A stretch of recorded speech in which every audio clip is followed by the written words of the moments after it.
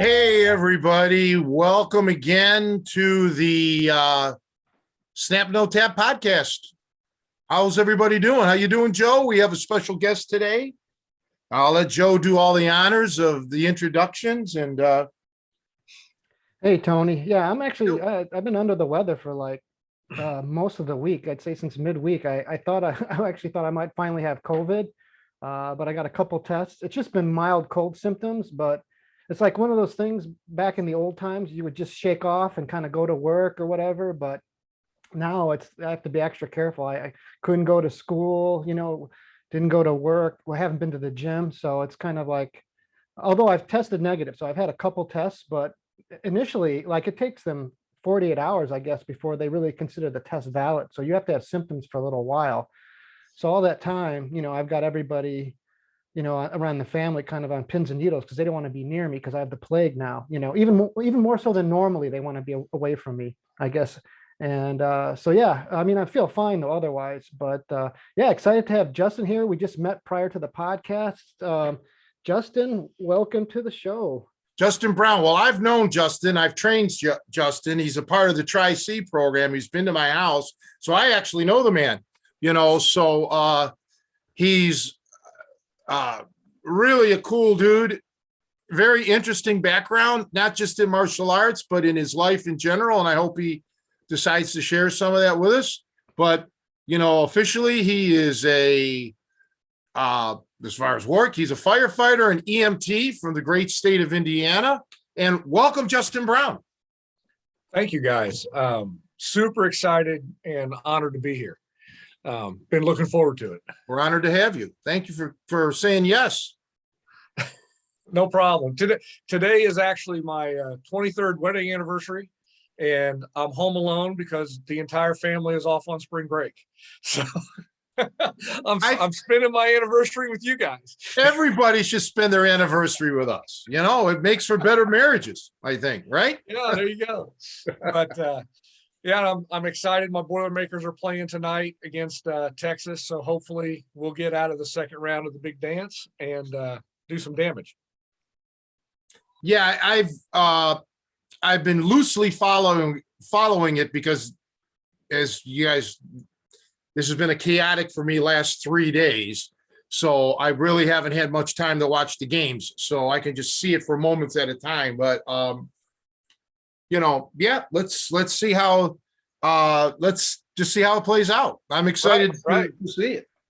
So what would you guys like to know?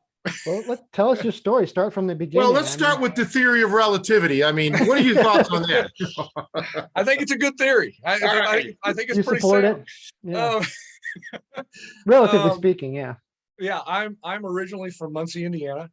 Grew up in Indiana. I went to a very small school. My mom was an English teacher. I graduated with 15 people in my graduating class. Wow. So it's a small private school. My mom still teaches there. So a lot of us went all the way through like kindergarten, all the way through senior year together. So it was unique and a pretty good time. I played sports. I played soccer and basketball in high school. Went to Purdue. Spent a couple years in the mechanical engineering program at Purdue and realized I really didn't want to be an engineer. So with the help of a good friend and mentor of mine, I switched my major to history. I joined the Army ROTC program and turned my parents' hair white after about 2.5 years. So I tell people I had such a great junior year in college, I decided to have another one. And after that, along the way, I met my wife. We got married the year after I left Purdue when I was down at Fort Knox. I spent 4 years on active duty in the United States Army. I was down most of the time at Fort Hood, Texas in the 1st Cavalry Division. I was trained as an armor officer, and the Army at the time had reinstituted a program called the Branch Detail Program. So as a brand new lieutenant, I was trained as an armor officer, and after 2 years, I switched over to the quartermaster branch and was doing all kinds of logistics. My last job, I was the brigade staff logistics officer for what was then called the DISCOM for 1st Cavalry Division, the Division Support Command. So it was all 3 forward support battalions, the main support battalion, the aviation support battalion, and all that coordination and that good stuff. Once my time on active duty was done, I got out. I kicked around a little bit, doing sales, did some financial services, and I found the fire service. Started off on the Muncie Fire Department, and after a couple years, switched over to the Lafayette, Indiana Fire Department, which is where I am now. I'm a sergeant. And that's kind of my story. I've done a lot of different things to pull me. My interests pull me in several different directions. So I've gotten a chance to do a lot of different things, but and that's kind of where I am today. We live outside of West Lafayette. My wife and I have 4 boys, ages 15 up to 20. And so this is actually one of the few times of the year that it's quiet at my house.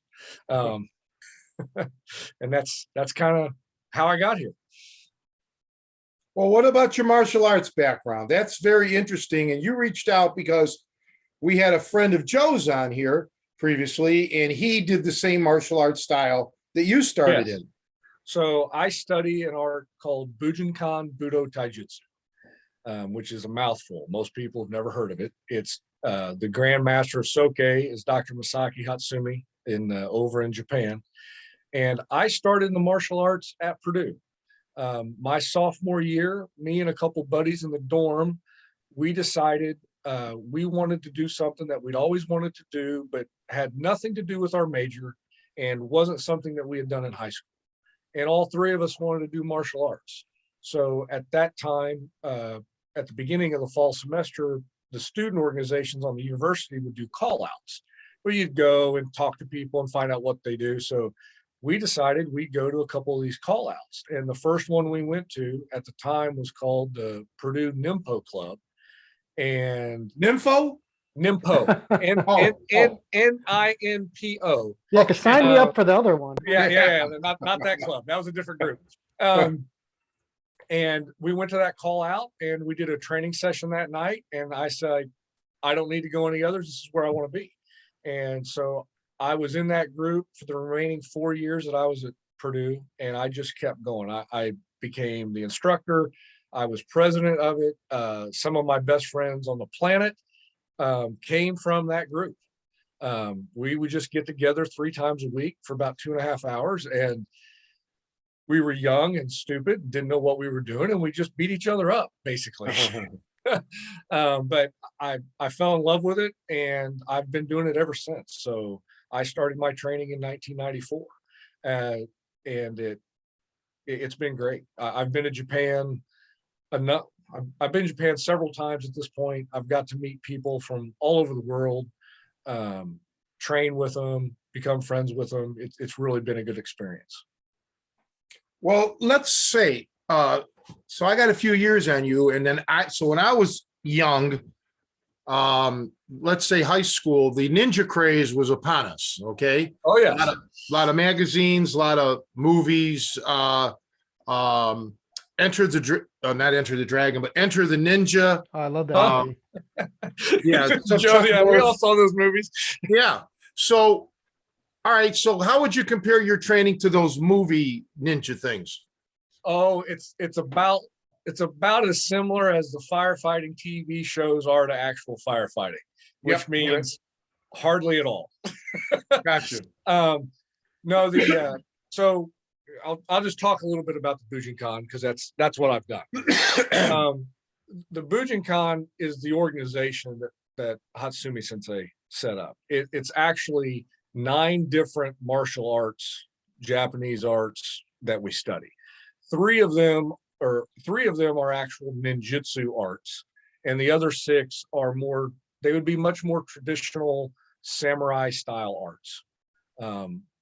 That the term would be, I believe, kyoru arts. That type of training meant battlefield weapons, armor, stuff like that.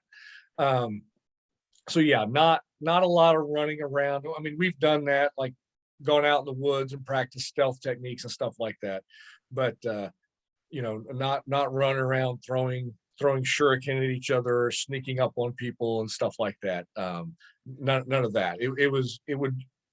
It's much more of a battlefield martial arts style. Is really what most of the training is about. Lots of weapon work. Lots of weapon work. That would probably set it apart from a lot of stuff. One thing I've learned from doing these podcasts, because of the guests, some of the guests that Joe has had on, they're outdoor. I don't want to call them survivalists, but they're in that realm of tracking and living off the land and all of that, building fires, and we've covered all of that. And one thing I've learned by listening to these fine people that we're on is that's a full-time education right there. I mean, to just study how to survive, let alone adding it in, martial techniques and all of that. So, it would be daunting to really be able to cover all of that amount of knowledge, in one person. Our previous grandmaster, Takamatsu Sensei, said that the art of the ninja is the art of survival. So I was super excited. I believe it was last week's podcast, or the gentleman that had taught at Tom Brown's tracker school. Yeah. All of that. So all of that Wow. ties in. All of those skills tie in. So I joke with people in my group that when you start off in the Bujinkan, you've unwittingly enrolled yourself into a martial arts PhD program.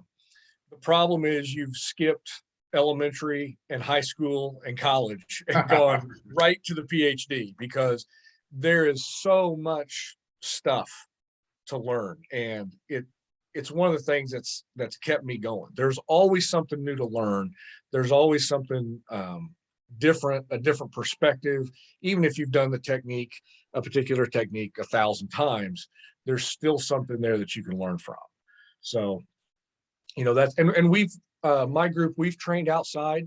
I've had my guys out in the snow in February in Indiana when it's 16 degrees out and, a foot of snow on the ground. That was one of the ways that I would weed people out, people that would be maybe less desirable.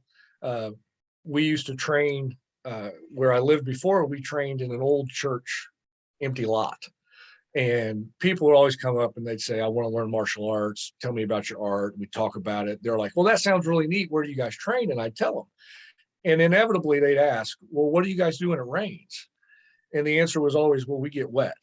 And that usually right there, that got rid of 90% of the people because I want to learn something, but I don't want to be outside and I don't want to get dirty.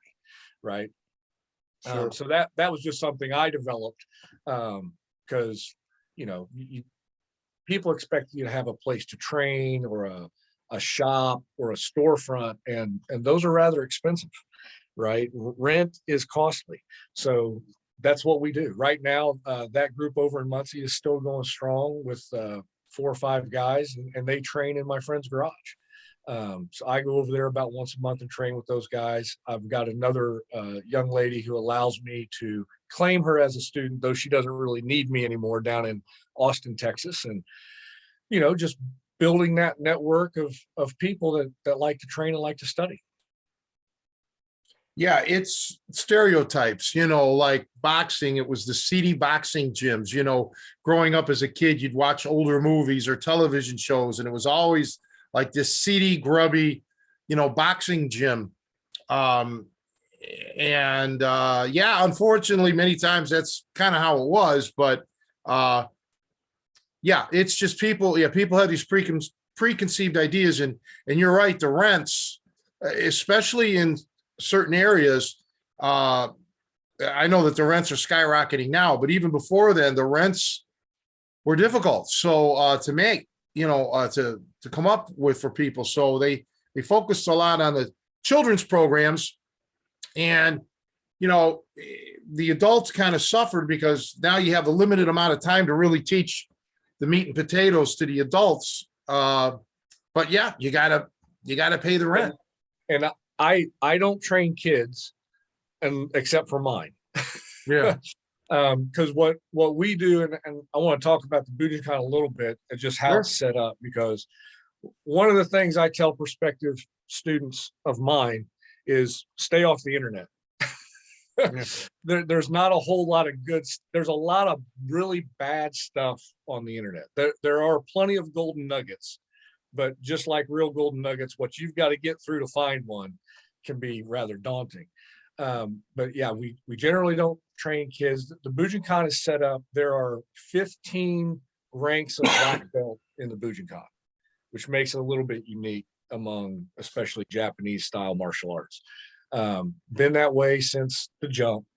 And what we study is the actual, the Japanese term for it would be Budo, where it is not a sport oriented art.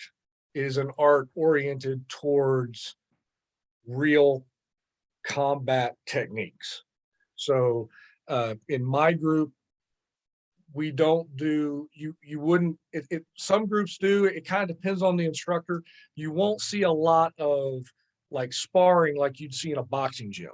Now we do some of that after a while. But at first things are very slow because people have to, first off, they've got to learn how to fall, right? People come and they're like, well, we want to learn how to, I want you to teach me how to throw people. Well, I got to know that you can hit the ground without breaking a collarbone before I can start throwing you. So we do a lot of groundwork as far as falling, learning how to, not hurt the person. And Tony, I know you have a music background, and I tell people it's kind of like playing a musical instrument. You start off with those scales and arpeggios, and you start off slowly, and the speed will develop over time.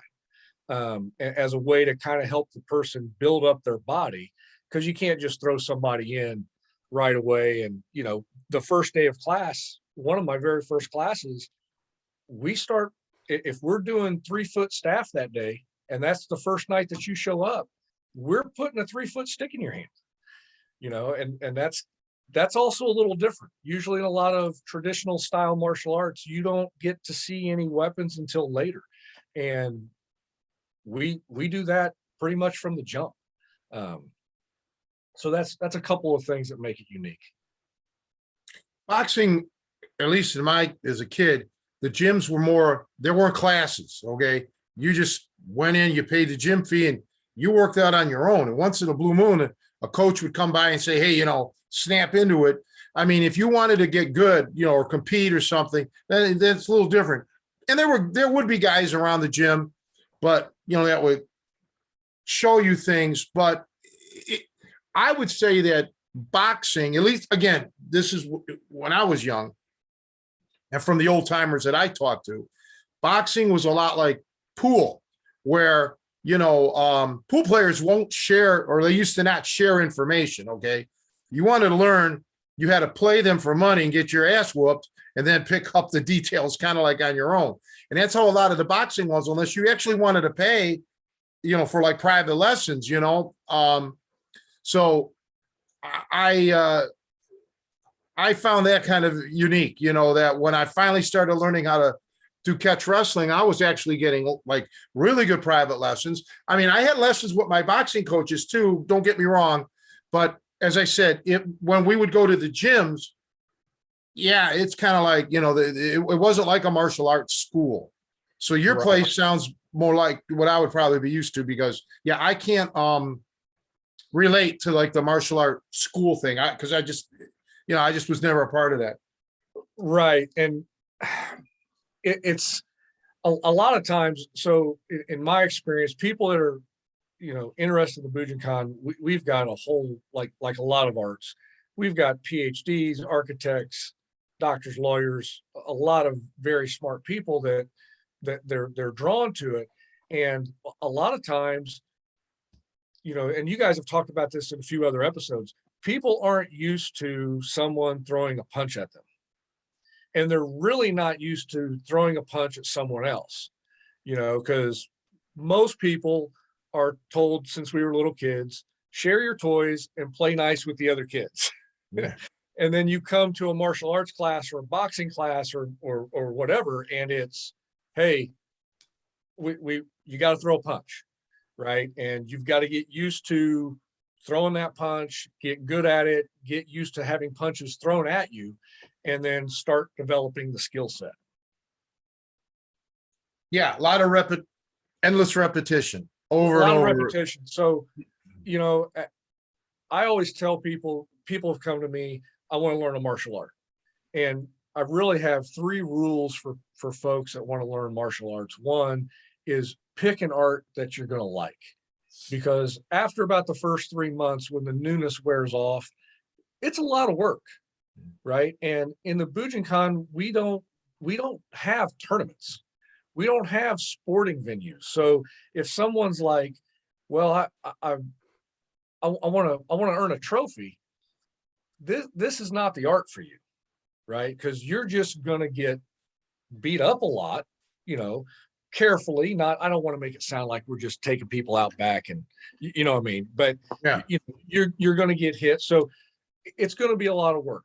The second rule is find an actual qualified instructor, not somebody who's on the internet, who's made up an art that nobody's ever heard of, or you can't find their teacher or track anything down from their history, right? A qualified instructor that knows what they're doing, that's not going to get you hurt, right? I mean, accidents happen, sure, especially when you start adding speed, but at the beginning, especially. And then the third rule is not all instructors are created equal, right? Some guys are better at teaching than other guys. Some guys are better at performing than other guys, but you can always learn from who's ever teaching, right? There's always something that you can pull away from, something that you can get. And then just go have fun with it. Go enjoy it and sink your teeth into it and go take it as far as you can, if you want to keep going with it. What do you have to say, Joe? Well, I have a lot of questions, so I'll just kind of randomly. So I think the first one, you have this kind of full spectrum martial art at your disposal. What attracted you to catch? So this is really interesting. So my third son decided in 7th grade he was going to try out for the junior high wrestling team. It was more of a wrestling club, and one of my younger cousins had gone on to do state, got to the state level in high school wrestling. So I told my son, hey, great, if that's what you want to do, go for it, try it out. He had a lot of friends in school that was like, come on. So being a dad, you want to help your kid do well. So I broke my rule. I got on the internet because I had never done wrestling, right? I had tried to watch it a couple times, but I didn't understand, especially with amateur wrestling. I had no idea how the scoring system worked, right? And coming from my background, I'm like, well, why aren't they doing this? Why doesn't he do this? A lot of the more dangerous stuff had been taken out of it because it is a sport. Well, as I got on the internet, I'm looking, and I keep seeing this thing called catch wrestling come up. And I saw a clip of the late Billy Robinson. And he was obviously in his 80s during the clip, and he was showing someone how to do I don't know if it was a front face lock or whatever. But what struck me about it was how he moved, how he was very efficient. There wasn't a lot of wasted effort, but after the years of studying and going to Japan, he moved very similarly to some of the older Japanese, what we call Shihan. And when I saw what he was doing, I said, oh, that's Takagi Oshinru. So one of the schools that are in the Bujinkan is Takagi Oshinru Jutai Jitsu, right? It's a jujitsu style school. And I was like, oh, well, that's neat. That's interesting. So I kept digging on the internet and I came across Tony's channel and some of the clips that he has on there from the Lost Art of Hooking and the Snap No Tap. And I was like, oh, this is really neat stuff. This is what we do. So I was helping my son with it, and he came home from practice one day and he said, Dad, the coach said the stuff that you were showing me is really good, and every bit of it's going to get me disqualified. Yeah, you don't want them doing that stuff. I said, okay. I said, go, don't get disqualified. We'll cover it, at a later time. Go have fun, go learn, because there's that competition for a young person of get in there and test yourself, right? So I'll leave you be, go do the wrestling, but I'm going to keep doing this. And that was, that particular son is 16 now. So I was researching Tony's website. I was looking at it. I see that he's in Chicago, and I'm like, man, that's really close. And it got to the point last fall where he said, I'm going to close the Tri-C program. And so I talked to my wife and I said, I need to go meet this guy. Okay. I need to go meet him. And she goes, this guy, you're going to drive up to Chicago, with all the stuff that's going on in Chicago, in the last couple of years, you're going to drive up to Chicago and talk to this guy you've never met. And I said, yeah, I need to talk to him because he's close. And the clips that I've seen, he's showing real stuff. There's value here. Because I always like, one of the things I encourage people with martial arts, I like the authentic martial arts, because of the context and the cultures they come from. But when you find somebody who knows the real deal of whatever it is, I want to talk to that person, right? Just compare notes and learn from them, because there's not that many of those guys floating around out there. And that's kind of what drew me to Catch. It was because my son started doing junior high wrestling, and I discovered something, and I recognized a lot of similarity to what I've experienced in the Bujinkan. I'll make a comment, and it's kind of a question, or hopefully it'll spur more conversation. But so I'm familiar with some of the books from the 80s, like Stephen Hayes wrote some books, and I used to look through them. And one of the things, kind of flipping back through them, that I was kind of surprised at the time I didn't pick off, but there's some stuff that they do that we would categorize as ripping. And I was really kind of impressed that I was in there. I saw some pictures of them fish hooking and other things like that I was like, oh, wow, this is, so I can kind of see, that people who are exposed to that would want to learn more about that, or like it's interesting that overlap there, that is kind of and a lot of that you don't find in other combat arts. It's kind of it's the real dirty fighting. So a lot of them may have certain things like, oh, kicking the legs or groin, but when you get really gritty, and I was impressed to see that was in some of those techniques that they had. So I'll tell you a great story. I was in Japan and Hatsumi Sensei's teaching, and he's 89, I think 90. He's 90 now, I think. So he's in his late 80s. And I watched him in Japan with Uke, who's the demonstratee, right? That's who's being demonstrated on. And at one point, I'm going to take off my glasses. He took his middle finger and his thumb, and he grabbed the gentleman around his nose, but in his eyes, and took him to the ground after making him like leap over his locked out arm and all this other stuff. And all of us watched him receive that technique and just went, ooh, that was nasty. And Hatsumi Soke turned and he talked to people about what he was doing.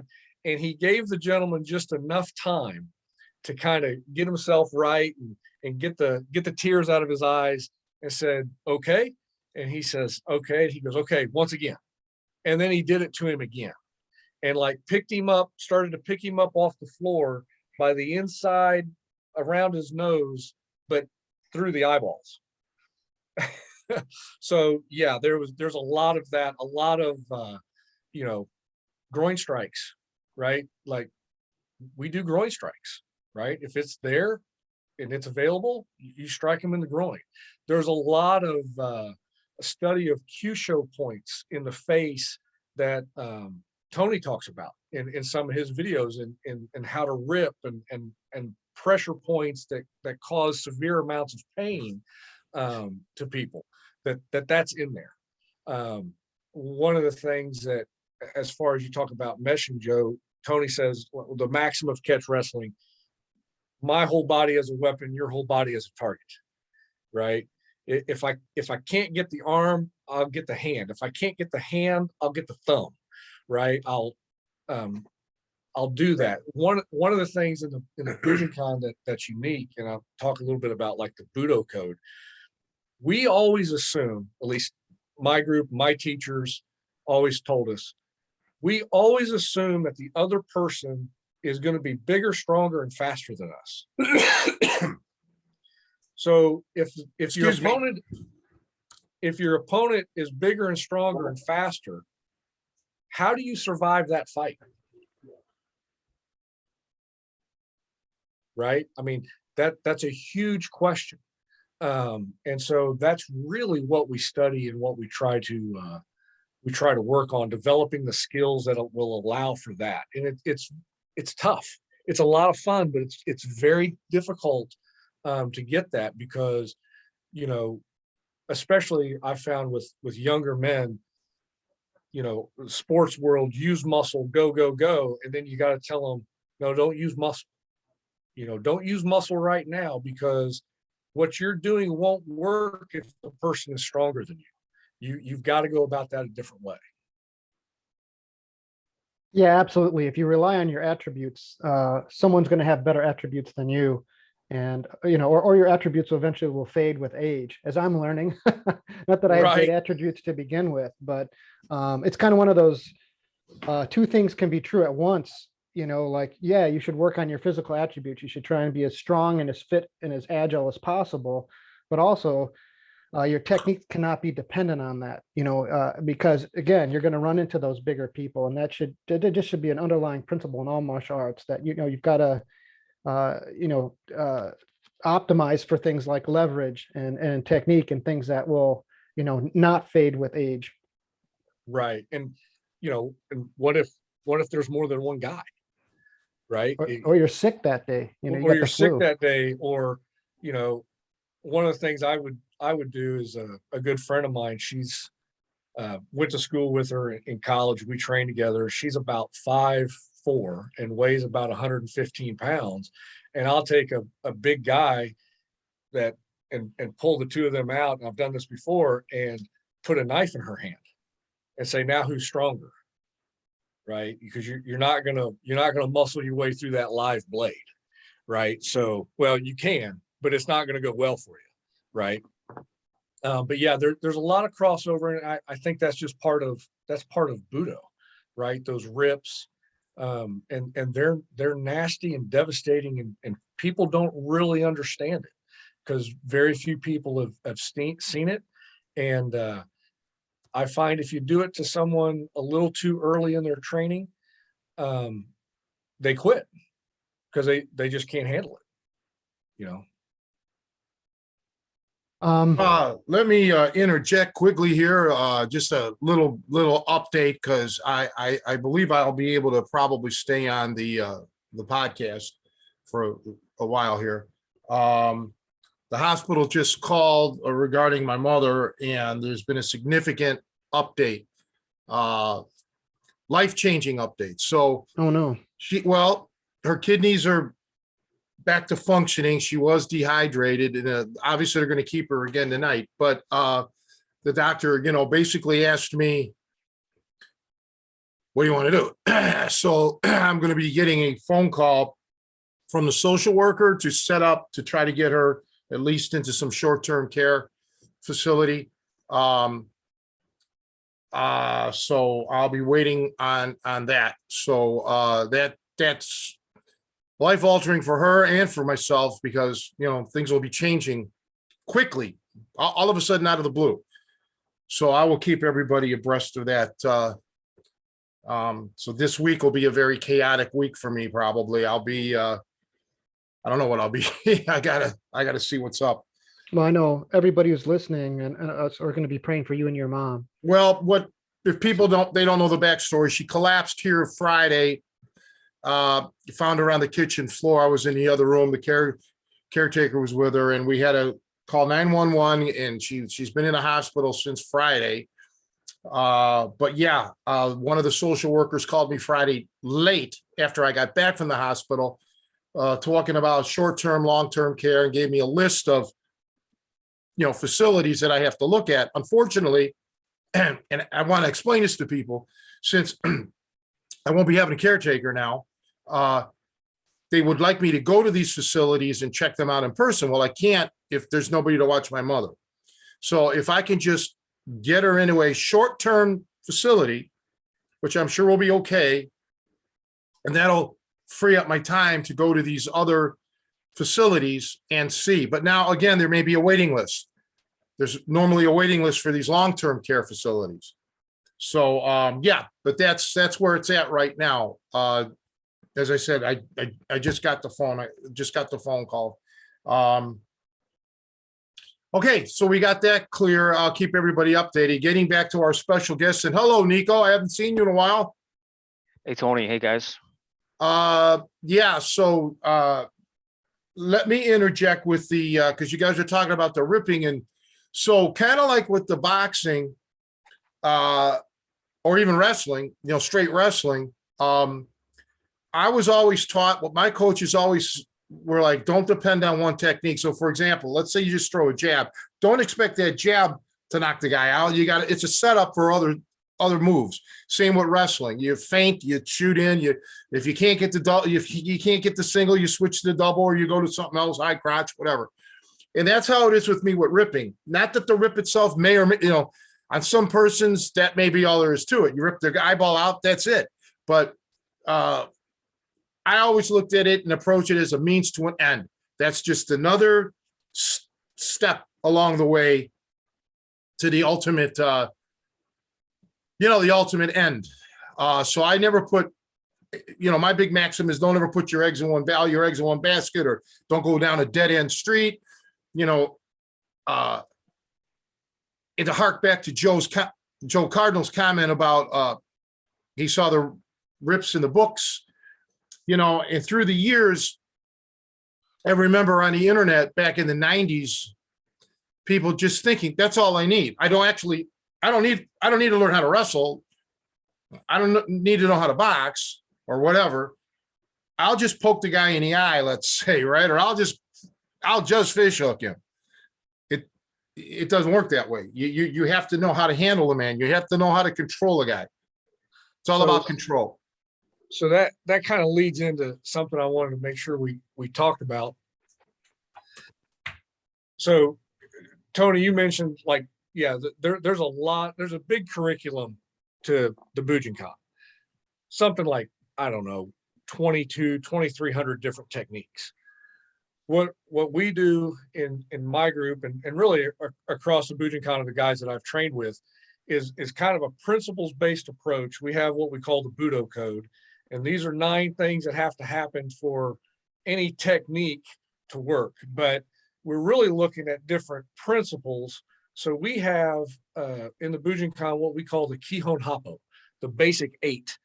And for years, there was some controversy of, depending on who you talk to, there were 10 different techniques or waza that were included in everybody's basic 8. So my students at one point were asking me about it. And I said, look, the Pirates of the Caribbean movie was really popular at that time. And I said, forget it. Let's make it simple.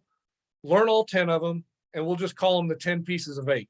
So that's kind of an inside joke with my guys that these are the things that these are the things that have to be branded in your brain. But you're not learning these to learn the technique. At first, yes, like any other type movement, foot goes here, hand goes here, you got to learn that. But really what we're doing is we're using these techniques or these waza to work on these skills that are in the Budo code, these principles, to get those embedded in our movement, right? So that you have a way to dissect when something doesn't go quite right, or when you're doing something and you just can't, I can get it to work on this person, but I can't get something to work on this guy, right? Because human bodies are different. Some people are bigger, shorter, smaller, faster, whatever. Some people are a lot more limber than others. But really, it's not so much about at the beginning for people when they start training, yeah, I want to learn these techniques. But really what we're trying to impart are these principles of movement, and we're using the techniques to hone those skills, because then you can, it's a way to kind of translate so you can diagnose yourself and diagnose each other on what's going on and what somebody's doing. That's the key. And I've harped on this before, that a lot of people have learned, and not just martial arts now, other skill sets, by rote memory. Just my coach showed me, or my teacher showed me how to do it. That's how I'm going to do it, without any explanation. So of the theory, the deep theory behind it. So unfortunately, they can't make the adjustments like you mentioned. How do you adjust on a bigger guy or a smaller guy, or, bigger, stronger, whatever? And you have to understand, the whole principles. So it would be almost like an architect that, and I'm not really making this kind of like a crazy example, but that, just, it is more like an artist who can draw a picture of a barn and build a barn all day long, but build a skyscraper. Well, they can't. Okay. They don't understand the principles. Now, of course, architects do know how, but the deal with these people are yeah, you got to learn the underlying structure, which takes you down a rabbit hole. Now you got to understand the central nervous system on a human being, the skeletal system, the muscular structure of a human. It's a deep, it gets, it's like Joe with his, going out in the woods training. There's always so much to keep on learning, And one of the things, and for people that may not know, based on, and like I said, this is all my understanding, right? The way that the Japanese culture imparts knowledge from teacher to student is very different than how we do it in the West. A friend of mine's wife, who's Japanese, explained it to us one time of, it's the teacher's obligation to show whatever they're teaching as perfect as they can, to show the most perfect technique they can. Then it's up to the student to figure out how they did it, right? So and part of that, I think, over the years, if you look at the martial art in context, so you're talking about Japan in the 1500s, the Warring States period, which, for basically the Japanese had roughly about 100-year civil war going on before 1603 and the big Battle of Sekigahara, right?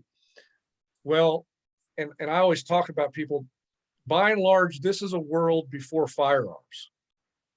So you may not want just anybody to have this knowledge, right? And I think part of the reason that evolved in some of like the Japanese, the much more traditional Koryu schools, where, you ask the teacher, well, how do I get good at this? And he says, go do it 1,000 times, right? I think that's also part of the weed out vetting process that's embedded in the training, because usually people that, we'll just call them unvirtuous, they want a quick, easy, they want a shortcut, right? Like they want a shortcut. They don't want to stick around and take 5 years to learn how to, to get good at something. And in our art, about 90% of it is oral transmission. Even Hatsumi Soke talks about this. If you, the very best chefs learn from the very best chefs, because they're there tasting the food, right? So if you want to learn how to make this soup, and this particular chef is the world-renowned expert at this soup, well, if you're there tasting it, Now you know what that soup is supposed to taste like, right? Where you or me could watch that on the internet and go, oh, okay, we'll watch the cooking channel and really have no idea. This is Right. huge. Can I interrupt for a second? This is a Sure. very important point, and I just hope it drives home to the people who are listening, because I really feel this is true with Tony's techniques and feeling them firsthand. Um, and why I encourage people to come and train with him. His videos are great. He lays a lot of things out very logically in a way. Like I've had people who've told me, just from watching Tony's tapes, they've been able to tap people, which is, the whole kind of cliche of the tape trained person is always kind of I don't know, it's one of the, kind of disparaging comments we talk about people. So I'm saying the techniques you can learn verbally, but there's a part of it that until you felt how bad it sucks, how bad it hurts, gives you a new appreciation, even just the pressure from the pinning when you feel it done. I mean, we did a seminar, this is back when we still had not the old tool and die, but the most recent one. We did one just on head scissors, and we had black belts there. We had, people, and I was like the uki, and Tony put the head scissors on me, and I felt pressure in certain directions from his legs, and the other people came up. And so basically he did it to me, and then other guys were doing it to me, and they weren't getting the direction and the pressures that I was feeling, to the degree. It was just very interesting. And so firsthand experience is key, I think, especially in a physical art, that translation, that there's going to be, and some of the arts, there's certain arts out there, like, I don't know if you've heard of HEMA. They're like European martial arts. They do sword fighting and whatnot, but that's a dead art. They acknowledge it. There's no living masters. They all died off. All we have are the textbooks, and we have to take our best to reconstruct this with what we know of fencing and what they say. And there's some language issues there, but there's kind of an acknowledgement. We will never 100% know what they did, because there's a break in the chain. And that's one of my concerns with Catch, is that, there's not that many people who have come and trained directly with Tony. He's trained thousands of people, but not people who stuck with it and learned it. So anyways, I'm sorry to get off my soapbox, but I'm a very strong believer in firsthand feeling it and learning it from the man while he's here. So anyways, let you get back to it, but I want to emphasize that. You're absolutely 100% right on that. I remember the first time I went to Japan, and I had technique put on me by one of the, the quote unquote megadons over there. And it changed my life, because it felt like my forearm had been put in a vise that you've got in your garage, and somebody just started cranking on it. Right. I'm like, he's going to break that. That's going to break both those bones. I've never felt that before. But yeah, that's massively important on that. And that's also why, when I was talking about earlier about authentic martial arts, that's why it's so important to make sure that they stick around, because it's very sad that over in Europe, they're scouring through, 500-600-year-old Italian sword texts, trying to decipher what these guys were talking about, because there's no one left. Right. And that's really kind of sad, right? That it's no longer alive.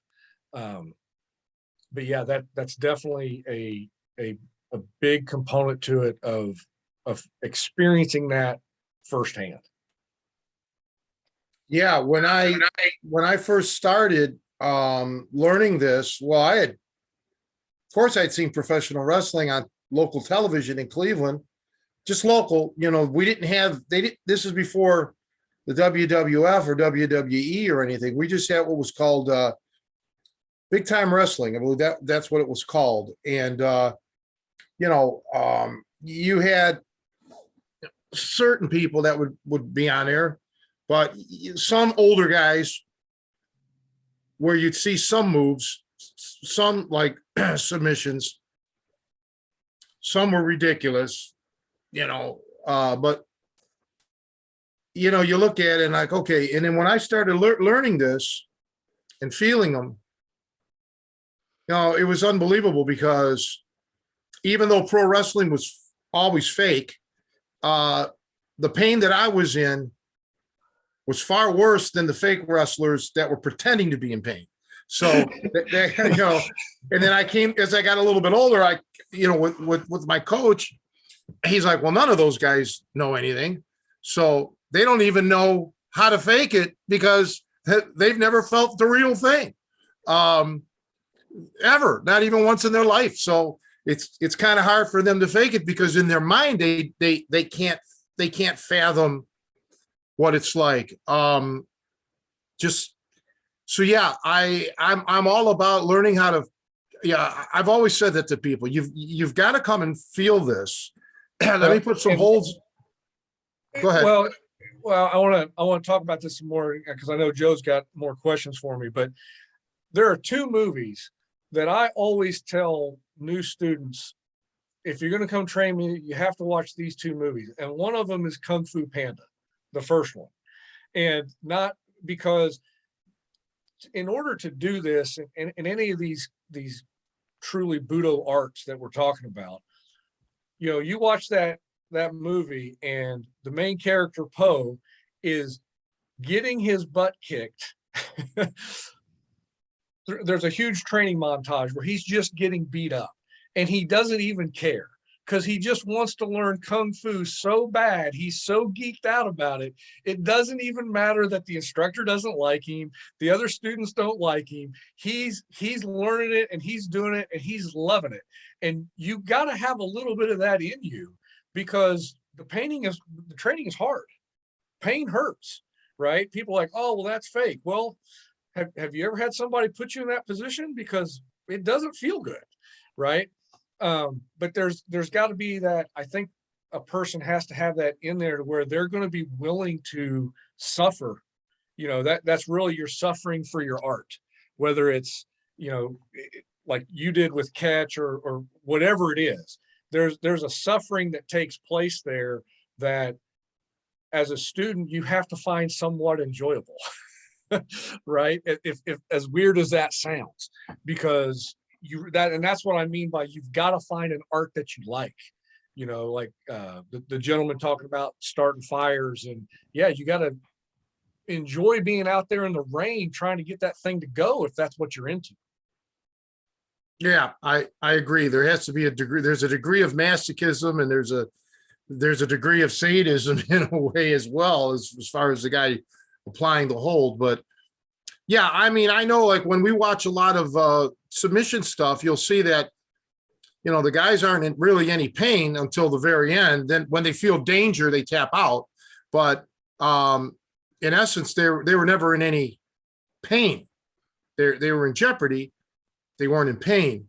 And, you know, my whole thing is immediately you're in pain all the way through until it's a hopeless case. So, yeah, it's just a different application of technique. It's just I apply the holds differently than anybody else does. So that's you know, the way it is, I guess. Sure.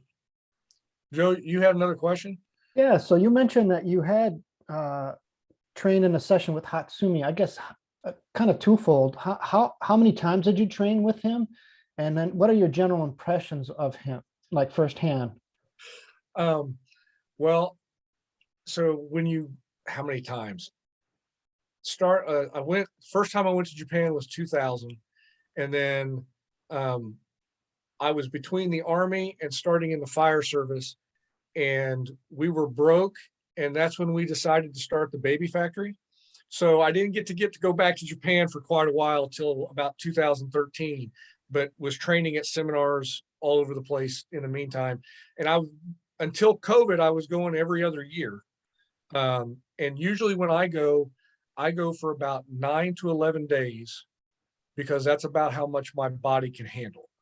I describe it as a rollover car wreck in slow motion, that after about 9, you know, and usually it's 2 sessions a day that we do over there. So Hatsumi at that time was training 3 times a week at the Hambu, at the headquarters. And so you were doing those 3 classes, and then I was doing classes, at least 1 class every day. 3 classes I don't recommend, though I always end up doing that at least once every trip, and then you go back and sleep for 12 hours. So how I would describe him, it's very difficult, Joe, because I started training when I was 19, And as I got older, was in my 20s, in my 30s, the first time I went over there, I believe I was 26. The first time I got to see him eyeball to eyeball. And here I am. I'm a first lieutenant in the Army. I'm 26 years old. I'm bulletproof and dipped in Teflon, right? Everything, like you talked about earlier, the mileage and I've got too many birthdays, right? All my problems are caused by too many birthdays these days. But I'm watching these guys that are in their 60s and 70s do stuff that I cannot do, right? Like I can't do that. How is he doing that? I hadn't really ever seen anything like it. One experience I can tell you about, one of the Daishihan, who unfortunately is no longer with us, Seno Sensei, he had been very sick. I'm not sure exactly what he had, but he had been off training for quite a while, and he came back. And I got to have 2 sessions with him before he passed away.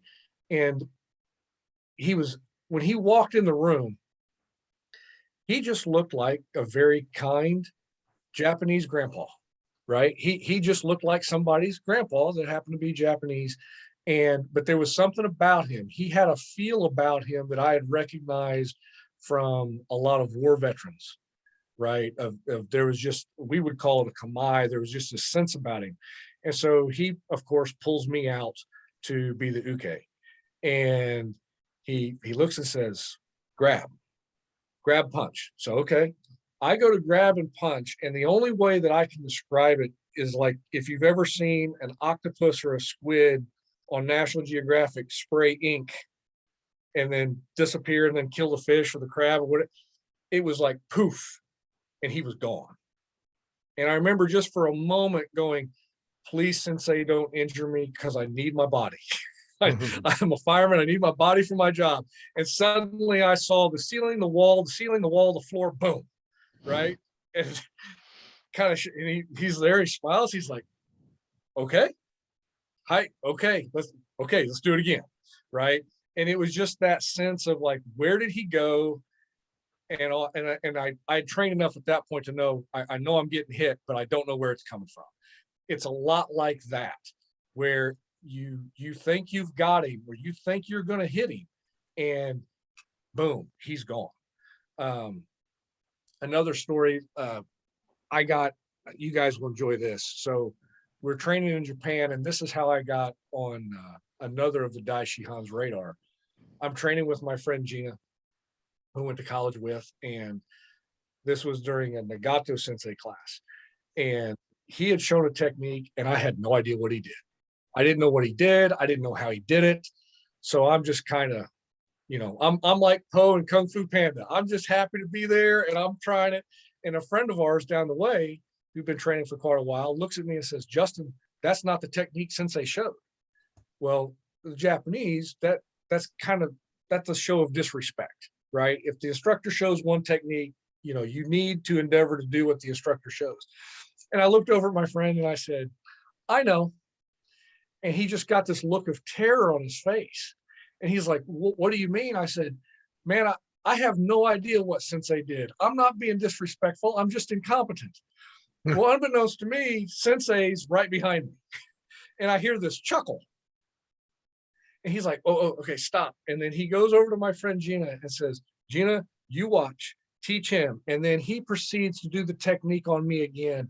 And I thought he stuck a shiv right into my right kidney, right? And he's like the whole time, Justin, okay, yep, I'm good.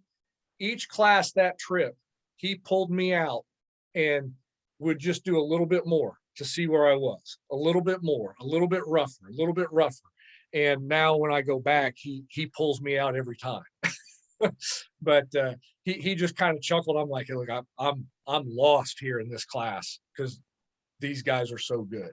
So I don't know if that makes sense or if it answers your question, Joe, but that's what I always found intriguing of just how are they doing what they're doing?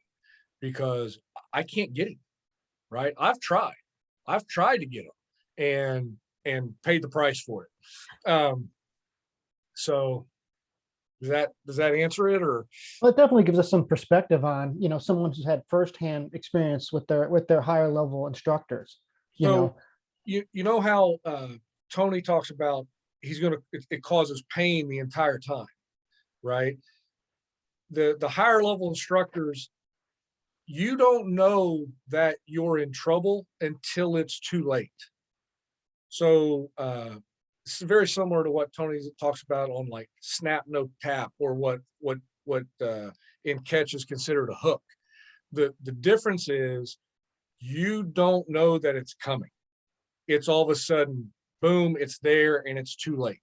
Now they don't do it that way, obviously, because they're not breaking people, but it's like, I'm fine. And suddenly here comes the pain out of nowhere. And I don't know where it came from. Right. And then it's like, okay, how did he do that? That's kind of the feel that I've always had with it, where as the attacker, you're feeling good, you're feeling safe until you're not, and then it's too late. It's just your hat. Does that help?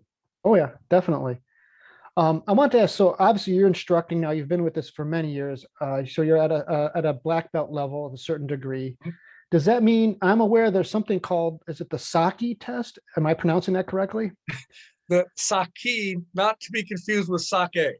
Sake? Maybe you need Sake both. is the drink, the sake is the test. So Saki. it's SAKI and not SAKE. So sake is, those tests come after training when everybody's a little beat up and worn out. So yes, so as I said, there's 15 degrees of black belt in the Bujinkan. When you get to 5th degree or Godan, Go just is Japanese for 5. You take what's called the Saki test. And traditionally, Hatsumi, you are sitting in Seiza. So you're sitting with on your knees with your legs folded up underneath you, what everybody would consider Japanese style, right? That's called Seiza. And Hatsumi, or now one of the Daishihan, stands behind you with a training sword, split bamboo sword, a boken, in the old days, whatever was handy. And your back is to him, and he makes a cut from Dai Jodan, which is, up overhead, straight down. And you've got to not get hit and not move early. And that's the test. And if you don't get hit and you don't move early, you pass. And if you get hit, then you get to come back maybe in a couple days and try again if your instructor thinks you're ready. In the old days, your instructor had to sign off. Your instructor had to vouch for you that you were ready to take that test, because you didn't want to get up there and get whacked in the back of the head. Has anyone ever died with that test? No, well, not in the modern era. I think traditionally that was another way to like weed out spies, maybe in the Warring States period. But no, he usually there's in the Hambu, there's a special training sword that he has, which is it's a split bamboo sword. You see a lot of them in Kendo, a shinai is what we call it. But no, he's never killed anybody doing that. Especially when I first started training, Hatsumi Sensei would come over to the US once a year during Memorial Day weekend and have a taikai. And that was kind of the chance for everybody in the US that couldn't get to Japan for whatever reason to have a 3-day seminar and be able to see him and see what he's doing. And that's usually when guys would take the test, or now you kind of go to Japan to take the test. So I took mine in 2002 at the Taikai right outside of St. Louis. So that was a good day. And the thinking is that there's kind of a sixth sense for danger, that kind of you're not hearing it or seeing it. It is a very interesting experience. For me, yes, I felt it. People have asked me about it. It felt, because Hatsumi gave me my test, and when he did it at that Taikai, he had a lot of the senior black belts that were in the room, and if you took it that day, he said, if any of the senior instructors feel that the person didn't pass it, just say no. So for those of us that passed it on that particular day, not only did you have to pass it, all these guys had to agree unanimously that you passed it. It really kind of felt like a wave building up behind me. And all of a sudden I just moved, and I don't remember moving. I just remember kind of coming back to reality, and I was upside down halfway through a side roll. And I looked up and he said, very good, you passed. Everybody nodded. And I went back over to the wall to wait for everybody else before anybody changed their mind. I've had 4 of my students get to the point where they have taken and passed that test. So not a whole lot of people stick with it long enough. But yeah, that's a demonstration that you're developing, a sense of awareness, right? Because we talked before, it's about survival, right? You need to have that. You need to develop that spidey sense. Tony's talked about this. I've had a lot of women come to me for training or whatever. And one of the things I always tell them is, if something doesn't feel right, it's not right.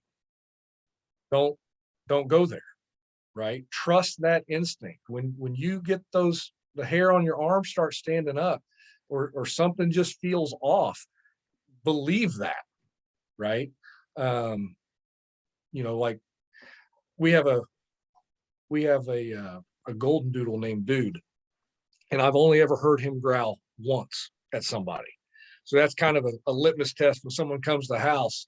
If my dog is growling at you, then I probably don't want to know you, because he's happy to see everybody. But yeah, that sense of that's part of the training, because it's about being able to survive. It reminds Yeah, me it's- of, I'm sorry, that reminds me of Bloodsport when his sensei is training him blindfold and he's got to like duck when he goes to hit him and stuff. Do you guys do any blindfold training, or is there anything that you do specifically to kind of develop that like sixth sense? There isn't any of that in the Bujinkan curriculum per se. I've done some of that.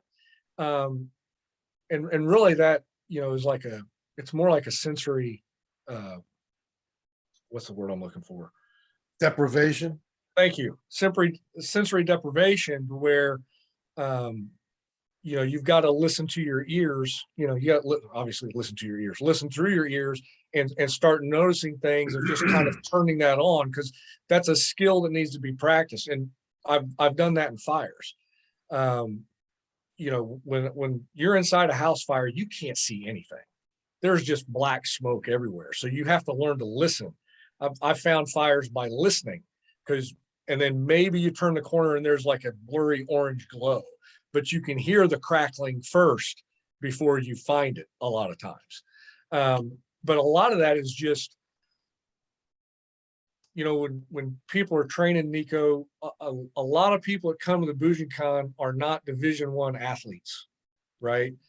Joe's talked about this. People who have the central nervous system and the genetic predisposition to be Division I type athletes, a lot of times they don't go into the martial arts. There's no money in the martial arts for those guys, right? They're going for a football scholarship, or maybe they get offered, in a sport like wrestling where they can go to college on a scholarship. Well, absolutely go do that. So we spend a lot of time just kind of helping people wake up their bodies, right? Because it is a physical thing. So I've trained with guys who have done wrestling, and they're very good at knowing where you are. If any part of your body is touching a guy who's done a lot of wrestling, he knows where you are. He doesn't need to see you, right? And that just kind of develops as a byproduct of the training, in my opinion. I was going to put a scene on the Snap No Tap wrestling blindfolded, as a matter of fact. And just like I was going to do things with the Lost Art of Hooking, you just run out of time at the studio. You can't do it. But yeah, it's another interesting way of training. Oh, and and it really gets important because it's a way to develop a sensitivity that's absolutely essential, especially when you start putting weapons in guys' hands, right? Because if you think of how nuanced you watch you watch Lomachenko box, right? And everybody's like, well, boxing is a sport. Well, if you're going to watch boxing, watch Lomachenko. I had my wife watch one of his matches, and she goes, he makes boxing look pretty, right? There's a lot of skill there, but there's a sensitivity that he's not cognitively thinking about what he's doing at that point. And I talk about this a lot with my students, that in my theory, how I explain it, you've got three brains. You've got your lizard brain, your mammal brain, and then what I call your calculus brain. And when it comes to martial arts or even sports in general, something physical, your calculus brain can do nothing but lie to you, right? It does not serve you any purpose, in that regard. So it's not like when you're, and you guys know this when you've done it, when you start training with a little bit of intensity, right? You go from that crawl, you crawl, walk, run, right? When you're in the walking and running phase of your training, there's not time to sit there and cognitively go through, right? What am I doing? You're feeling it, right? You're reacting with that because that calculus brain isn't doing you a whole lot of good in that moment. That's for later when you got to go back and analyze and look at what you did wrong and stuff like that. And a lot of times it's very difficult to get someone who maybe they haven't ever played sports to like even a varsity high school level, which most people nowadays don't, right? It's very difficult for them to understand that, right? Or even to accept it. Purdue University is known for engineering. It's an ag engineering school, right? And the students that I was training there back when they had a group, highly intelligent human beings.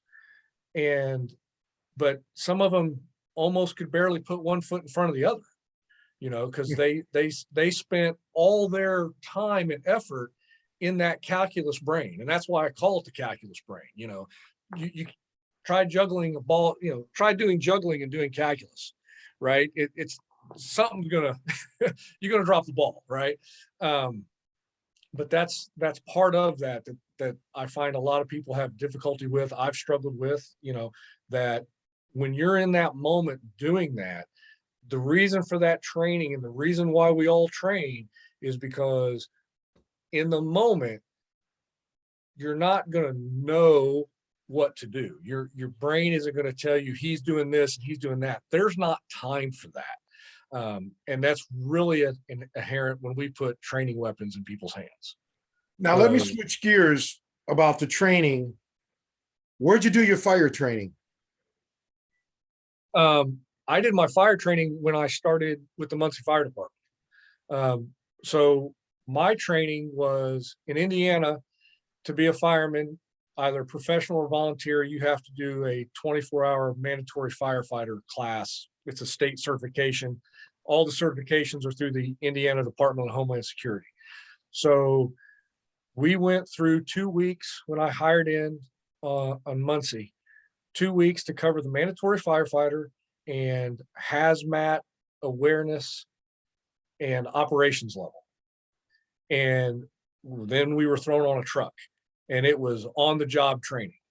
So that's how I learned at first. And then about 9 months later, a couple of us went down to Newcastle, Indiana.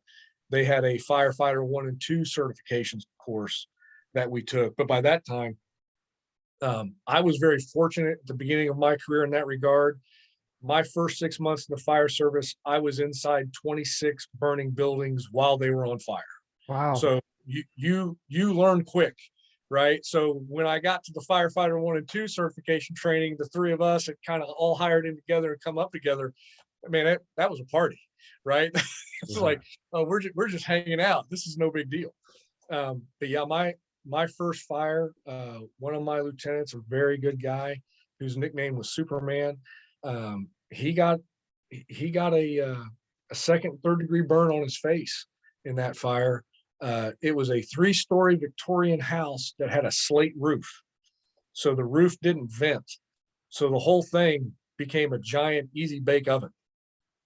And his Nomex hood had not overlapped his mask, his SCBA. And so he had a pretty nasty burn going down the side of his cheek when that fire was over. Wow. Well, I've heard good things about Chicago Fire Academy. They're supposed to be like, they send guys from all over the world to train in Chicago at times for advanced training. Yeah, there are a lot of classes for that all over the United States. Indiana, not too far out there outside of South Bend, they have a great school, Swiftwater Rescue School. And it's one of 2 or 3 in the country where they're on the St. Joseph River, and they've built basically it's a kayak type course, like the US Olympics goes there and trains, and they can control how much water is flowing through there. And you can work on like the swimming rescue techniques and swimming survival techniques and stuff like that in that course. That was a lot of fun. I really enjoyed that course. Can just a civilian take that course, or do you have to be a firefighter? I believe for that one, you've got to be on a fire department. I don't know if they would let a civilian do it or not, because there are some prerequisites for that course, but guys come from all over the country for that course. But I don't know of anybody that's ever taken it that wasn't on the, on a fire department. Yeah, the Chicago Fire Department, of course, with the Great Chicago Fire, and how that Sure. went down back in the 1870s or what have you. Yeah, but I've been friends with several Chicago firefighters. Of course, again, I haven't lived in the city proper, or I haven't lived in Chicagoland for 8 years. But so you kind of lose touch with some of them. But yeah, it can be treacherous, especially in Chicago. Some of the suburbs, not so much, because with new building codes and new construction, those buildings are pretty stout. But there's some Chicago firehouses, man, that's all they're doing. They're constantly running. Yeah. Yep. I mean, I think one of the guys from New York said that if you're going to be a firefighter and you want to be busy, you're probably going to work on the bad side of town. Yeah. Right. That just because that's where that kind of stuff happens. But yeah, I have and part of that training, fighting fire and being having been in the Armor Corps in the Army, that also affects my perspective on the martial arts and training as well, of how I go about it. And I think, to answer Joe's question, that probably also helped draw me to the Bujinkan, though I didn't know it at the time, the armored fighting aspect of it, which really no one does anymore. We're not walking around wearing suits of armor, but that's where a lot of that stuff, that was the testing ground, right? The testing ground came from the battlefields of Japan. So I was going to ask about kind of the crossover with your training and the firefighting as well. Were there moments in your firefighting career where your martial arts training has helped you? Oh, yes. I've taken a couple nasty falls down the stairs in the dark, and knowing how to fall has probably saved me from injury. That's probably been the single biggest thing that's kept me from really getting hurt, is being able to fall from being thrown and tossed so many times, that being able to do that, being able to hit the ground unexpectedly and training enough to where your body does things automatically and instinctively to not get an injury, right? It always hurts a little bit, falling on the ground's never fun, but that, yes. And then a lot of the Bujinkan affected my training in the Army and the fire service, because in the moment, I do a lot of things by feel, right? Just because I think from training in the Bujinkan, I've learned to recognize patterns, right? You get really good at recognizing patterns of movement, sometimes patterns of behavior. And I took those principles with me into my Army career and now into my firefighting career of recognizing those and that methodology to where it becomes natural, right? It just becomes part of what you do. So one of the things I like to tell people, if you watch a very small child, one that's still in diapers who can't walk yet, how they go upstairs, right? They're reaching, it's like they really don't know where they need to be. But then as an adult, if you go up a flight of stairs that you've never been up before, you don't stop and measure how tall the stairs are, right? Your eyes see it, your brain knows the distance and it goes, right? Because you've done it so many times, right? And that's part of the process of the training that I really like. If you just keep going and going and going, and that process over time, suddenly you're able to do things that you weren't able to do anymore, that you weren't able to do before. Sorry. And it becomes natural. It becomes a part of you. And that's really kind of the goal. More questions on the ninjutsu aspect of it. Okay. So the stuff that we saw in the movies as kids, they do the finger knitting, kind of the interesting finger meditation type things. Have you done that? What's your experience with that? And what are the benefits, if you have, that you've gotten from that? I haven't really done a whole lot of that. Okay. That has a couple benefits. First off, that comes from certain sects of Buddhism or Shinto. And in those sects, they would tell you those are ways of aligning your body's energies, right? So in yoga, they talk about chakras, right? In Buddhism, in that culture, they have different things. One of the things, though, it does from a physical standpoint, in order to do some of those positions, you've got to have very limber fingers and hands. So it's also a physical thing to where some of the older gentlemen can fold their hands in on themselves, which makes them very difficult to grab and get a hold of. That when someone grabs and you can just let your hand collapse and the grip just kind of slides off. But those are different things that you'll see different priests do in Japan, depending on what's going on. But that's where that comes from. It's just a way of aligning different energies of the body. Wait, what is finger knitting? Finger knitting. Well, that was kind of like, I guess, informal term. I think that the technical term is it kuji curry or something? Yes, the kuji. Yeah, I wasn't going to throw any more Japanese terms at people there, but yes, it's kuji. So it's a way of manipulating your hand position and interlacing your fingers, and there are different ones depending on how you're feeling that day. Right. So that kind of goes back to it goes way back to like Chinese medicine and like the acupuncture and qi, right? The meridians of the body and how your central nervous system actually processes information, the electrical circuitry of your body, right? That is a way to do that. And that's where it comes from. But in order to do some of them, your fingers have got to be very limber to do it. So there is a physical benefit from a martial arts perspective for it. It's kind of tied in with the meditation side of it, correct? Or yes.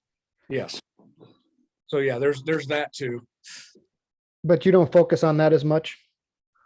Not at the beginning. Those are things that you learn later, of really just having a way of going through life. Because like I said before, the training becomes kind of part of how you are, right? And it's about survival, and things happen in life. Life has different seasons. We all know that I can't do what I used to do when I was 25, right? I'm in a different season of life in that. So that's also part of, the learning as you progress through the training, right? I don't want to say progress up the rank, because having umpteenth degree of black belt, that doesn't help you in a fight. Black belts don't stop bullets, right? But there's also that part of it, of the training, and a deeper understanding of the natural world, right? Of your body and how things work. And, if also for your health, right? There's a lot of things that come later, that are for overall health and longevity, so that you can move. And I see, and I know, Joe, you said you were studying to be an EMT, right? I see a lot of people as they get older, they lose that mobility, right? And then their bodies start to get stiff and the muscles start to atrophy, and they can't react if they start to lose their balance, and they don't have the range of motion to be able to adjust. I mean, we've all tripped on the carpet, or something like that, or hit a sheet of ice that kind of, we jump a little bit. But that's important to keep. It's really important to keep that physical ability, because as we get older, if you fall and break a hip, you're in trouble, right? And especially in the ancient world, if you fall, and some of the things now, guys, we live in a wonderful period in history where you can repair an ACL, right? 300, 400, 500 years ago, they're not repairing those. That person is lame for the rest of their life, right? It's never going to work as well as it did before the injury. And there are certain injuries that human beings can get that are absolutely devastating just from falling, right? So that's part of that. It's,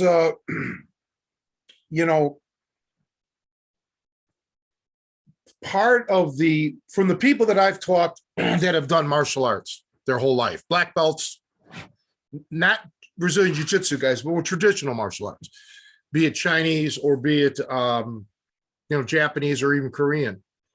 Part of the mental aspect of it, or let's call it Zen perhaps, or whatever. In certain people, that becomes a problem for them, because some guys that I know were very staunch Christians. Mm-hmm. And in certain sects of Christianity, you don't meditate. Meditate is forbidden, okay? Because to them, it is a gateway for the devil to enter your mind. That's how certain ones of them. I know one in particular, a good friend of mine, who that's his belief. Okay, I do meditate. Okay, Kevin and I used to meditate. Matter of fact, I just made a video for somebody this week regarding meditation to help him with it, because he asked. But yeah, I know that can become a very serious issue as yoga. I know that in certain school districts, they were trying to introduce yoga, and then they kind of banned it because of the religiosity, or whatever it is, whatever the word is. So I've noticed that. And I find that baffling to me, because you can have your belief in whatever, it's just, I don't know. I think it's beneficial to meditate. Yeah. And I'd like to address that issue too. Because I've had that question a lot over the years. Okay. So when you're looking at, let's just say, the Eastern arts, okay, I think, like, if you look at the physical benefits of yoga are pretty well documented. Yep. Right? Just from a physical standpoint, if nothing else, if it's done right, if you don't overdo it, because I will say, I've had firefighters, want me to help them with their mobility. I'm working on my mobility. And I tell them, you can't go, you got to go easy on yourself. You can't go at this like it's a 300-pound bench press, or you're going to pop an O-ring, right? Things are going to snap, crackle, pop on you, and it's not going to be pleasant. You've got to be gentle to yourself. The religious aspect of that gets interwoven. And so let's talk about Zen Buddhism, because that's really kind of what Japan is famous for. Okay.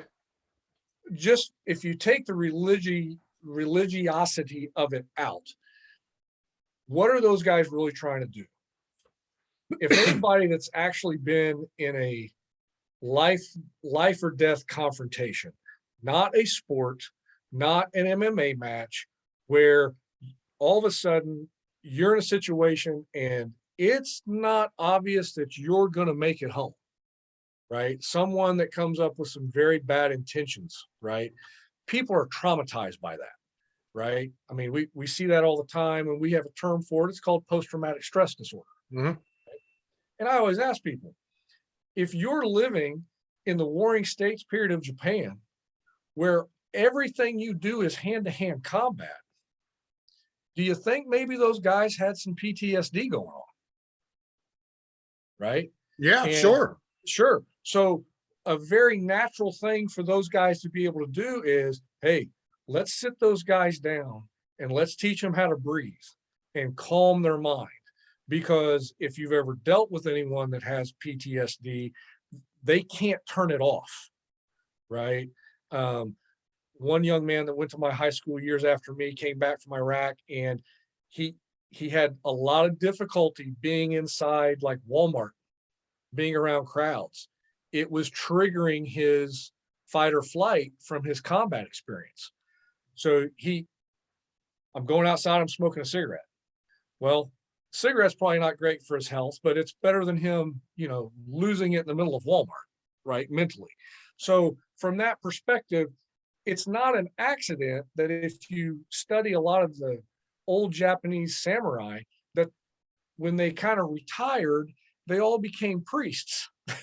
They all became Zen priests, where they're sitting there and what do? You sit and you practice breathing, right? And you kind of control your mind, especially like in a modern world where we're just changing channels all the time. So like I tell people, here's an exercise for you. Go get a comfortable chair that you can sit in relatively, straight, and get in a room by yourself, close your eyes, breathe in and out, in for 5 count, out for 5 count, whatever. That's 1.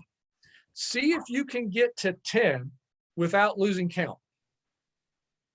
Because something's going to pop in your mind. It's be like, oh, the kid's at the baseball game. I got to pick this up. I got to get, and all of a sudden you're like, oh, crud. What number was I on? Right? If that happens, you got to start all the way back at number 1. Right? Mm-hmm. And it's just a way of, we all have it. We're all walking around with a lot of mental static. And that's a way, and people that have been traumatized, they have that in spades.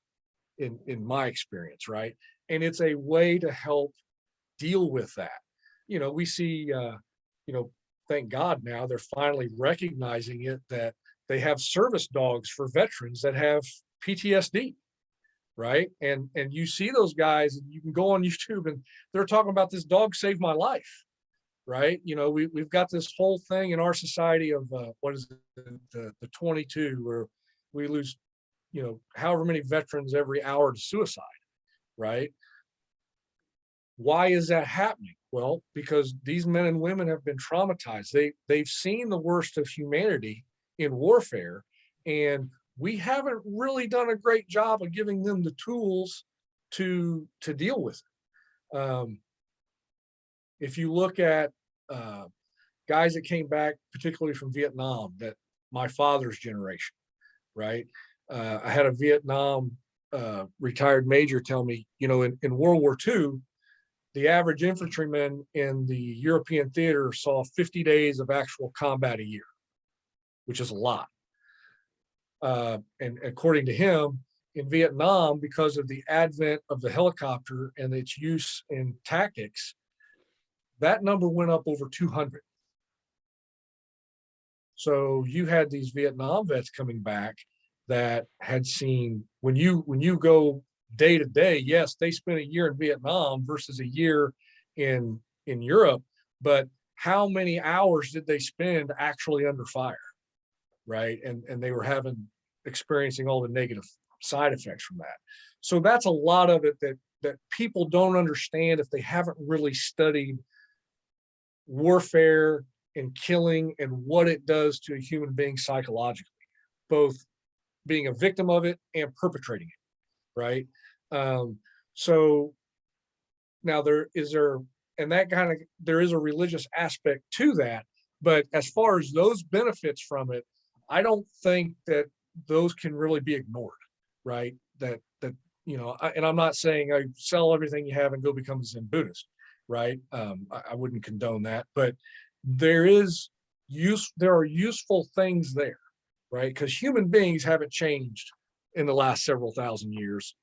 Our ancestors are dealing with the same trauma and stuff that we're dealing with, just in a different way, right?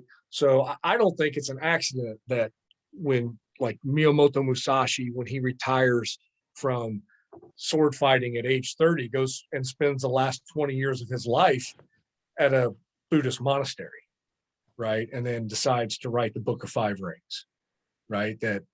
When you're around old war vets who have been there and done that, they all kind of do that in a way, right? The ones that make it, they have a way of doing something to cope with that. A gentleman I knew in Texas that I trained with, his thing was cane fighting. He would take just, an old man's cane, and he'd tear you up with a cane, right?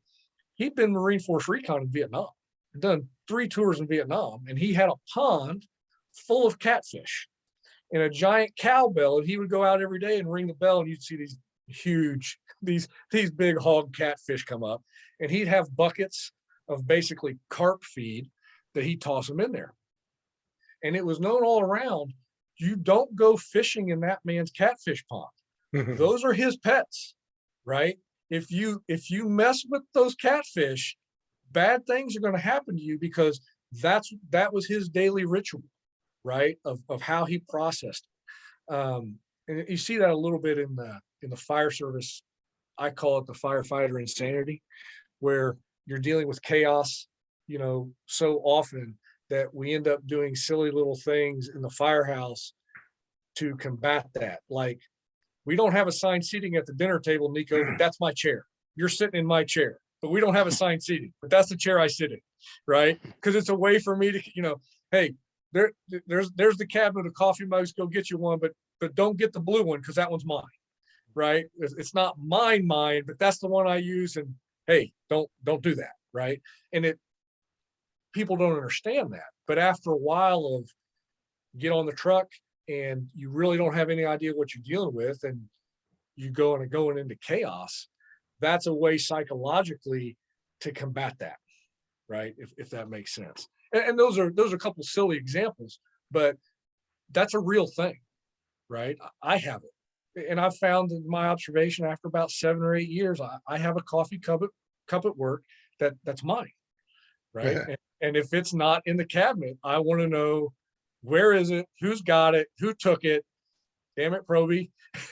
Yeah. That's mine.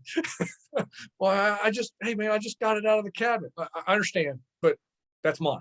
Okay, go find your own mug. I will say this. That's how I explain. I'm sorry. That's how I explain that to people, because it's weird, right? For most people in the West, being a ninja is a weird thing, right? Like, what do you study? Oh, you study ninjutsu. Well, you're already getting thrown into the weird category, right? Because of the movies, because everybody thinks of the 80s movies, right? Teenage Mutant Ninja Turtles, right? And I've got 4 of them living in my house, and all they do is eat, right? That's, but Do you guys, as firefighters, do you do like any kind of group activities on your downtime to kind of unwind from all the chaos? Um, not not like not like people think we would do based on what you see on television, right? You know, I spend, because of our schedule, you spend roughly a third of your life with the guys that you work with. So, and you're talking about a bunch of alpha male dudes, right? Most of us have done some kind of sports. A lot of us have been veterans, and you know, there's a brotherhood in the fire service, and you may love your brother, but sometimes you don't like him a whole lot. So sometimes it's good to get away from him, right? And everybody has bad days, right? I've had some really terrible days. I got into a big argument with a coworker over Danica Patrick and NASCAR, right? Screaming match. Like we thought coffee mugs were going to start, because I'm the enlightened ninja, right? And I get into a shouting match over NASCAR. And a couple weeks went by and I saw him again. I said, "Hey man,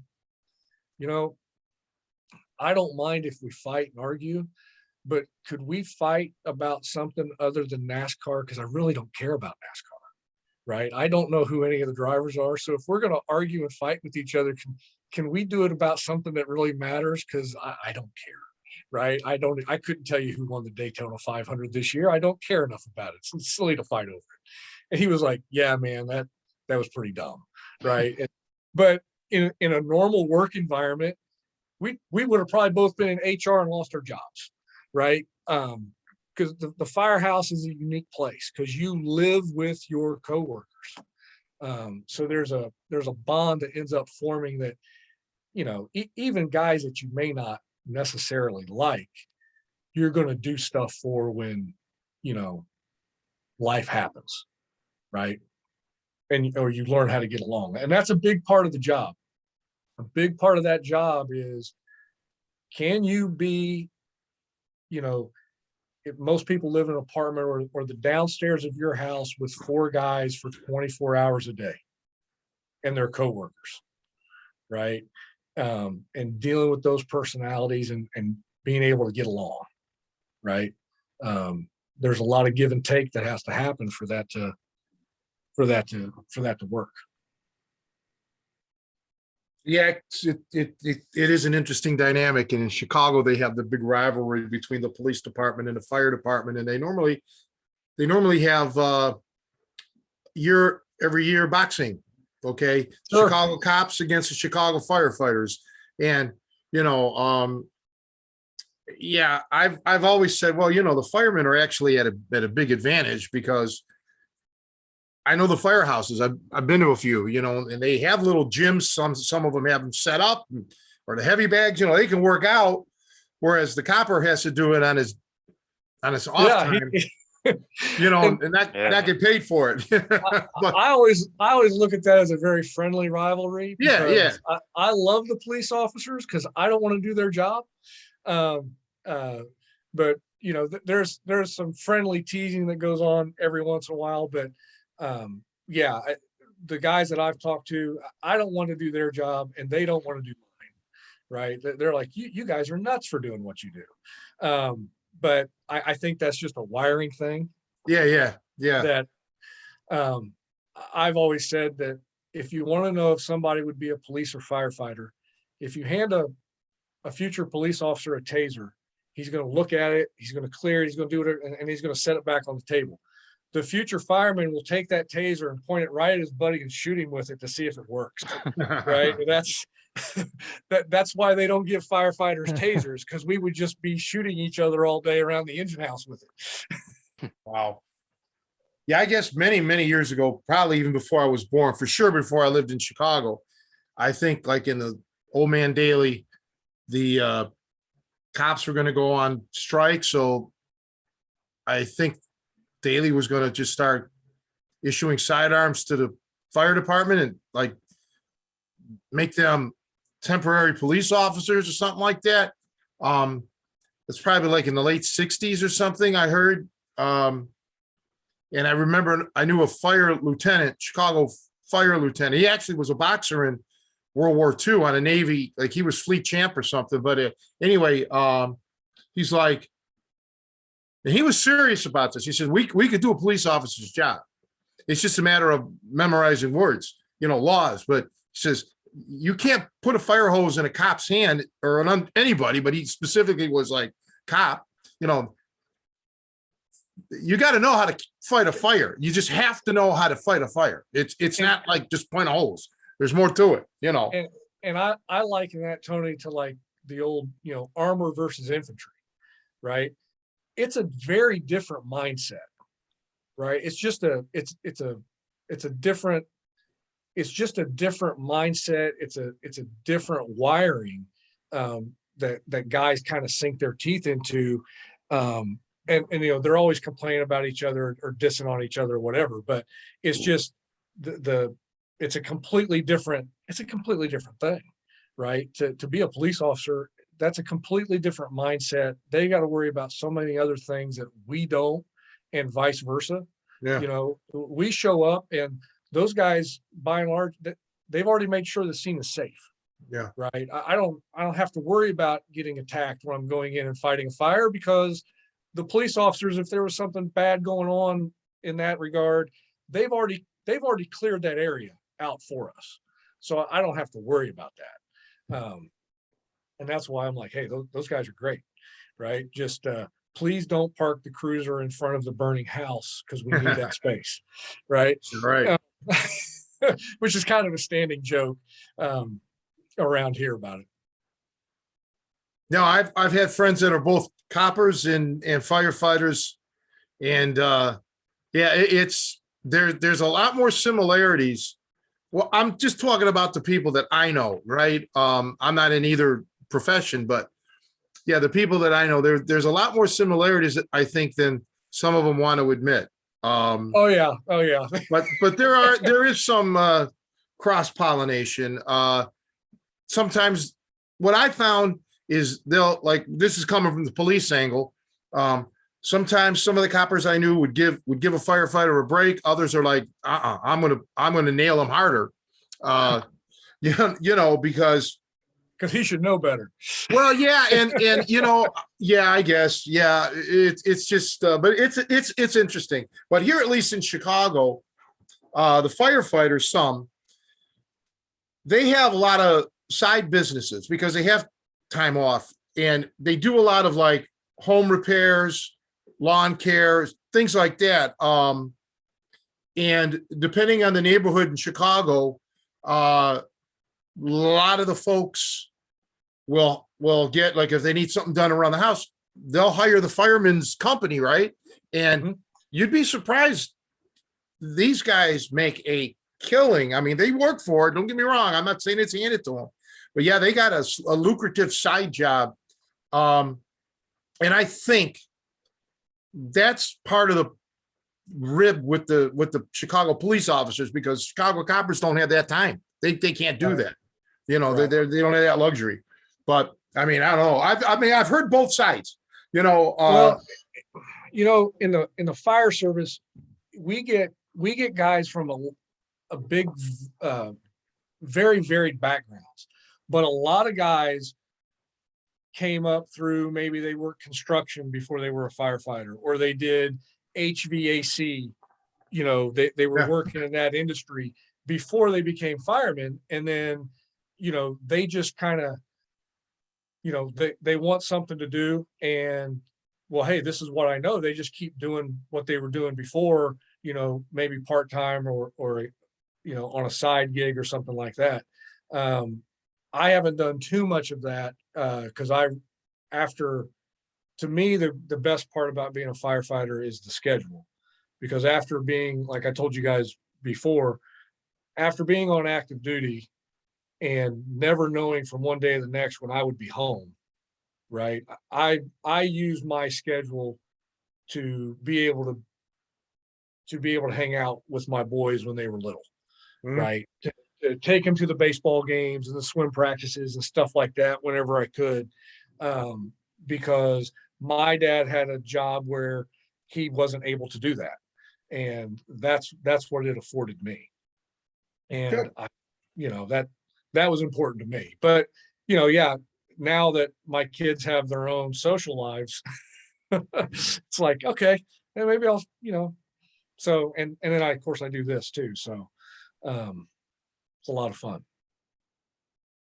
Well, I Joe, guess looking at the clock on the wall, it's about that time, right, Joe? Is it about that time? I don't.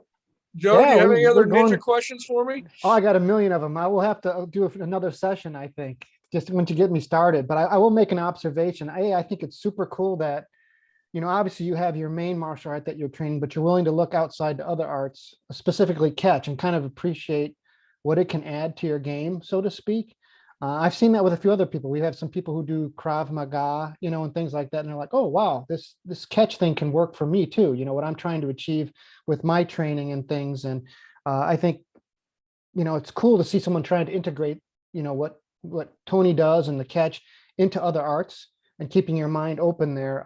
That's awesome. So I'm really encouraged to hear that. And yeah, it was a great conversation. Like I said, as a ninja fanboy, I got a million questions. And I love to talk to someone who's actually, like I said, gone to Japan multiple times and actually worked with the real guys to get some like honest, like real feedback, not so much the hype. So that was super cool. I hope we'll have you back. I'll definitely be in touch outside of this podcast. Sure. So, but it was great having you. Thank you. Thank you, guys. I had a lot of fun. Well, we'll see everybody next week. And thanks once again for checking in. All right. Thanks, guys.